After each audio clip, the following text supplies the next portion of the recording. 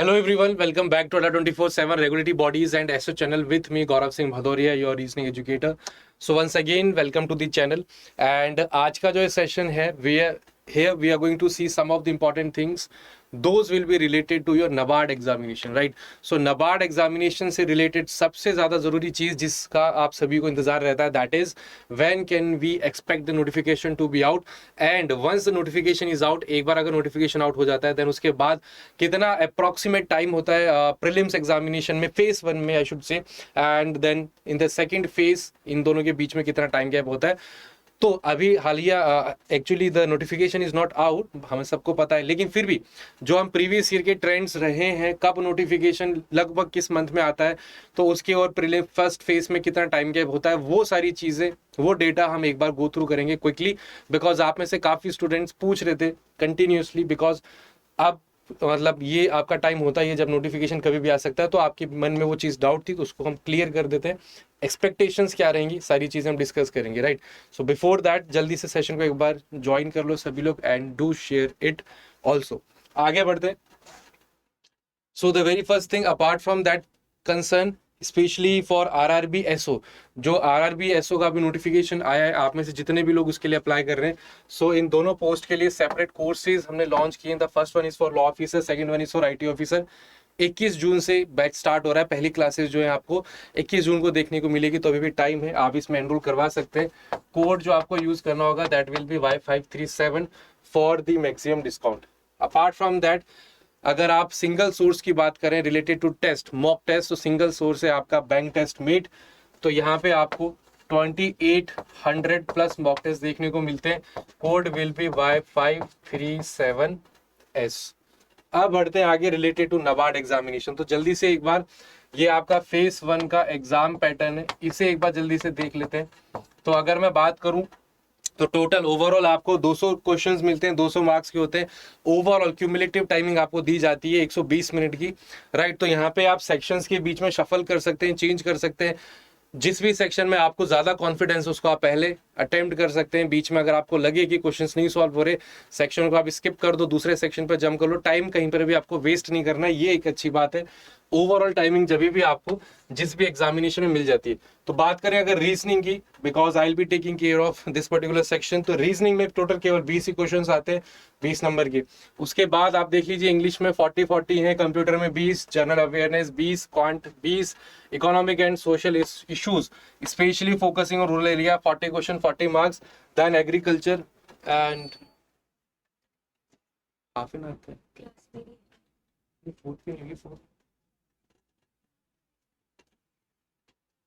right. Then the last section, agriculture and rural development, 40 questions 40 marks.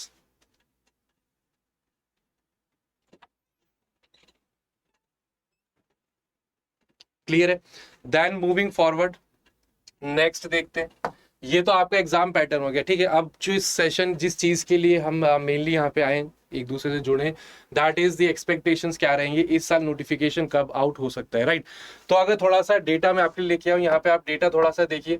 जैसे हम बात करें, राइट, स्टार्ट करते हैं 2019 से. तो मई में आपका नोटिफिकेशन आउट कब हुआ था? मई में आपका नोटिफिकेशन आउट हुआ था. देन जून आपका फेज 1 जून में हो गया था, तो क्लोज टू 1 मंथ गैप मान ले. देन फेज 2 जुलाई, फाइनल रिजल्ट सितंबर. तो अभी क्योंकि नोटिफिकेशन, दो चीजें इंपॉर्टेंट है, एक तो हम नोटिफिकेशन देख लें, दूसरा आप फेज 1 देख लें.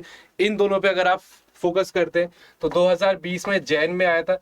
फिर अगेन अगर आप देखते हैं तो लगभग आपको 1 मंथ का ही टाइम मिलता है. अगर आप लेटेस्ट बात करें 2021 की और 22 की, तो जो आपका नोटिफिकेशन था जुलाई में आया था. Then August September, close to 12 months. यहाँ पर भी July to September, close to 2 months. अब वो डेट पे डिपेंड करता है कि जुलाई में भी किस डेट को आया है, देन आपका सितंबर में किस डेट को एग्जामिनेशन था. बट अगर हम ऊपर मतलब अगर हम वैसे जनरली हिसाब लगाए तो जुलाई अगस्त सितंबर, लगभग आप 2 महीने, मतलब 60 दिन नहीं भी तो 45 से 50 दिन तो आपके पास होते ही हैं. तो जो मेन चीज़ है समझना वो ये है कि बिकॉज क्या होता है ना, हम कितना भी आपको एक चीज़, कोई भी फैकल्टी आपको कितना भी समझा रहे, लेकिन होता क्या है, जब तक नोटिफिकेशन आउट नहीं होता है तब तक आप लोग पढ़ना, तैयारी करना शुरू नहीं करते हैं, जो कि सबसे बड़ी मिस्टेक होती है जो जनरली हर एक एस्पायरेंट करता है. तो आपको नोटिफिकेशन का वेट नहीं करना है, क्योंकि यहाँ पे आप देख सकते हैं लगभग 45 से 50 दिन का ही टाइम मिलता है फेज 1 नोटिफिकेशन आउट होने में और फेज 1 एग्जाम कंडक्ट होने में। उसके बाद अगर आप देखते हैं सितंबर अक्टूबर नवंबर फेब सितंबर, तो यहाँ से आपको थोड़ा बहुत टाइम इन ईयर्स में मिल गया था। बट यहाँ पे देखिए जस्ट नेक्स्ट मंथ सितंबर अक्टूबर नवंबर लगभग 45-50 दिन आप मान के चलिए फेज 2 में। समझने वाली बात ये कि ये जो टाइम गैप होता है ना, इसमें आपको अपने फेज 2 को और स्ट्रेंथन करना होता है, उसको और अच्छे से रिवाइज करना होता है, राइट। और ये जो अभी आपके पास टाइम मिलेगा, इसमें साइमल्टेनियसली हमें फेज 1 तो पढ़ना ही है, बट फेज 2 को आपको कंप्लीटली इग्नोर नहीं करना है कि एक बार एग्जाम हो जाए, अच्छा एग्जाम जाएगा तो हम प्रिपेयर कर लेंगे फेज 2 का। ये वाली आइडियोलॉजी आपके अंदर नहीं होनी चाहिए, राइट। तो ऑलरेडी अगर आप देखेंगे we are in June month, लगभग आप मानिए 12 दिन जा ही चुके, तो हम एक्सपेक्ट कर सकते हैं कि जून जुलाई में आपका नोटिफिकेशन आ सकता है। एंड देन अगेन सितंबर, जो लास्ट 2 ईयर से ट्रेंड रहा है, उस मंथ में आपका फेज 1 होने के चांसेस हैं। देखिए हम केवल प्रेडिक्ट ही कर सकते हैं, डेटा के बेसिस पे कोई भी ऐसी रैंडम बात हम आपसे शेयर नहीं कर रहे हैं। अब होने को कुछ भी चेंज एंड टाइम पे, मोमेंट पे, एंड मोमेंट पे जो आपकी ऑर्गेनाइजेशन अथॉरिटी है, चेंज कुछ भी ला सकती है। लेकिन अभी तक जो ट्रेंड फॉलो होता हुआ आ रहा है, उसके बेसिस पे हम ये जरूर कह सकते हैं कि हाँ, जून आपका चल ही रहा है, जून के एंड में मान लो या फिर जुलाई में मान लो नोटिफिकेशन, क्योंकि एक्सपेक्टेशंस है।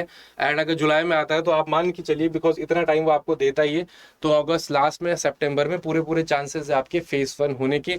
अब आपको पढ़ना क्या क्या है वो मैंने ऑलरेडी यहाँ पे डिसाइड आपको बता ही दिया था। ये आपका एग्जाम पैटर्न होता है, तो बहुत रेयरली ऐसा देखा गया है कि एग्जाम पैटर्न में कोई चेंज हो जाए।